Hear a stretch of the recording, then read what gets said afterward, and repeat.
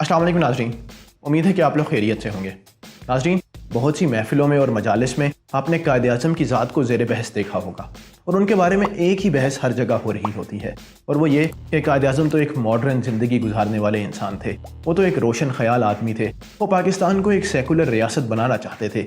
उन्होंने इस्लाम का नाम सिर्फ इसलिए इस्तेमाल किया था ताकि लोग मुस्लिम लीग में आएँ और पाकिस्तान को कायम किया जा सके, वरना वो पाकिस्तान को एक इस्लामी रियासत नहीं बनाना चाहते थे। और इल्ज़ाम लगाने वाले तो कायद-ए-आज़म पे ये इल्ज़ाम भी लगाते हैं कि कायद-ए-आज़म ने तो कुरान तक नहीं पढ़ा था, उन्हें तो पता ही नहीं था कि कुरान कहता क्या है, तो इस्लामी रियासत कैसे बना सकते थे। नाज़रीन, आज इस वीडियो के ज़रिए हम इस प्रोपेगेंडे का पर्दा चाक करने जा रहे हैं। आइए वीडियो का आगाज़ करते हैं।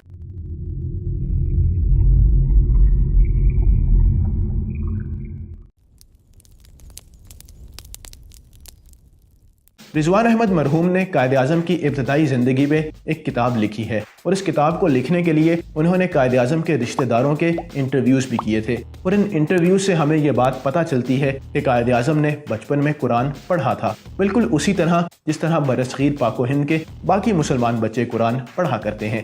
नाज़रीन, इन इंटरव्यूज़ से और इस किताब से ये बात तो साबित हो गई कि कायद-ए-आज़म ने कम अज़ कम बचपन में कुरान पढ़ा था।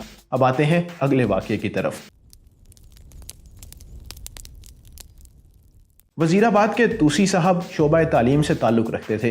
वो अंग्रेज़ी अखबारों में कॉलम्स लिखते थे, पाकिस्तान के हक़ में बड़े अच्छे दलाइल देते थे। उनकी अंग्रेज़ी बहुत अच्छी थी। कायद-ए-आज़म उनके कॉलम्स बड़े शौक़ से पढ़ते थे। कायद-ए-आज़म ने उन्हें मुंबई अपने पास बुलाया, वो उनसे कुछ चीज़ें तहरीर करवाना चाहते थे।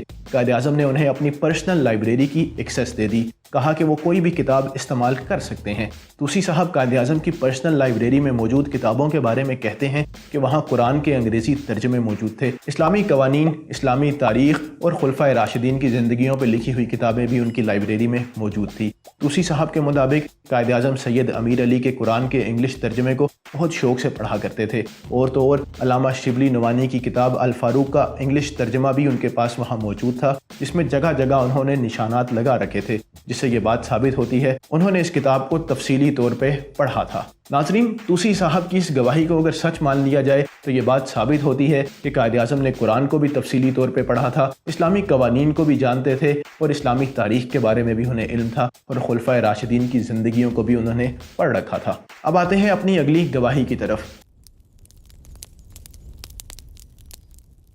ये गवाही गवर्नर हाउस के बटलर अब्दुल रशीद की गवाही है। वो कहता है कि गवर्नर हाउस पेशावर का वाक़या है। मैं रात को सो रहा था, कायद-ए-आज़म गवर्नर हाउस में क़याम कर रहे थे। मुझे टिक टिक की आवाज़ ने उठाया। मुझे लगा कि शायद गवर्नर हाउस में कोई चोर घुस आया है। मैं इस आवाज़ का पीछा करता करता गया तो मैं कायद-ए-आज़म के कमरे के सामने पहुंच गया। ये आवाज़ गवर्नर हाउस के कमरे में से आ रही थी। इतनी ही देर में गवर्नर हाउस की सिक्योरिटी के लिए मौजूद पुलिस एहलकार भी वहाँ आ गए। ये आवाज़ उन्होंने भी सुनी थी। अब हम कायद-ए-आज़म के कमरे के बाहर थे। किसी की हिम्मत ही नहीं हो रही थी कि दरवाज़ा खोले और अंदर जाके देखे कि मामला क्या है। इतनी देर में हमारी नज़र एक खिड़की पे पड़ी। उसका पर्दा हटा हुआ था। हम उस खिड़की के पास गए। हम देख के हैरान हो गए कि रात के इस वक्त कायद-ए-आज़म लकड़ी के फर्श पे वॉक कर रहे थे, और वो वॉक करते करते काउंटर पे जाते थे, और काउंटर पे कुरान मजीद खुला हुआ था। वो कुरान की कोई आयत पढ़ते थे और फिर वापस वॉक करना शुरू कर देते थे, जिससे हमें ये इल्म हुआ कि वो कुरान की आयत पे गौर व फिक्र कर रहे हैं, इसीलिए वो लकड़ी के फर्श पे वॉक कर रहे हैं, और लकड़ी के फर्श से ये टिक टिक की आवाज़ आ रही थी। नाज़रीन, अब एक बटलर की गवाही के बाद हम आते हैं एक जर्नल की गवाही पे।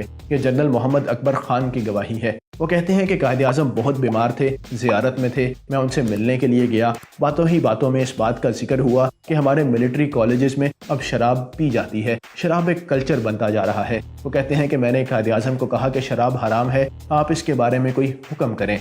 कायद-ए-आज़म ने अपने एडीसी को बुलाया और उसे कहा कि मेरा बॉक्स लेकर आओ। वो कायद-ए-आज़म का बॉक्स लाया। उसकी चाबी कायद-ए-आज़म की जेब में थी। कायद-ए-आज़म ने उसको खोला और उसमें से कुरान निकाला और कहा कि जनरल, ये कुरान है। फिर उन्होंने जहाँ पे निशानात लगाए हुए थे उनमें से एक सफ़ा खोला और कहा कि इसमें लिखा हुआ है कि शराब और मंशियात हराम है।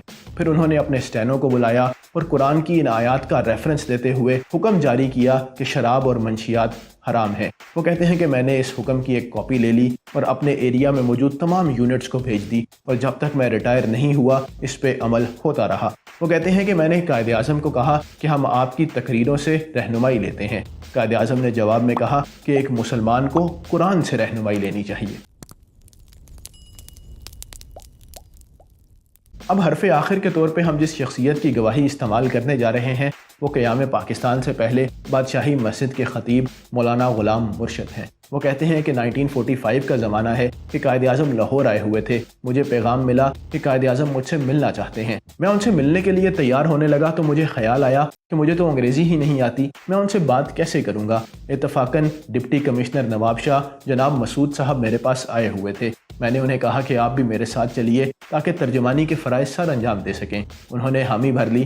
ہم وہاں پہنچے تو قائد اعظم پہلے سے ہمارا انتظار کر رہے تھے۔ انہوں نے بات شروع کرتے ہوئے کہا کہ جمعیت علماء ہند اور مولانا حسین احمد مدنی صاحب تحریک پاکستان کے خلاف بہت سرگرم ہیں۔ ہمارے ساتھ بھی کچھ علماء ہیں لیکن وہ اس طرح سے منظم نہیں ہے، اسی لیے ایک تنظیم بنانے کا فیصلہ کیا گیا تھا۔ مولانا شبیر احمد عثمانی کو اس کا صدر نامزد کیا گیا تھا لیکن وہ بیمار ہو چکے ہیں۔ اب افتتاحی خطاب کرنا ہے۔ انہوں نے مجھے کہا کہ میں وہ افتتاحی خطاب تیار کروں۔ میں نے افتتاحی خطاب تیار کرنے کی حامی بھر لی۔ وہاں سے اٹھنے لگا تو قائد اعظم نے مجھے بٹھا لیا۔ انہوں نے ہاتھ میں قرآن کا انگریزی ترجمہ اٹھایا اور کہا کہ مجھے یقین ہے کہ اس کتاب میں انسان کے لیے مکمل ضابطۂ حیات موجود ہے۔ وہ کہتے ہیں قائد اعظم نے مجھے تقریر کے جو نکات لکھوانا شروع کیے وہ سب قرآن کی آیات میں سے تھے۔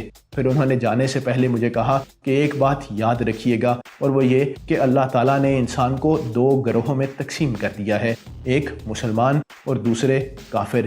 یہی دو قومی نظریہ ہے، اس نقطے کو یاد رکھیے گا۔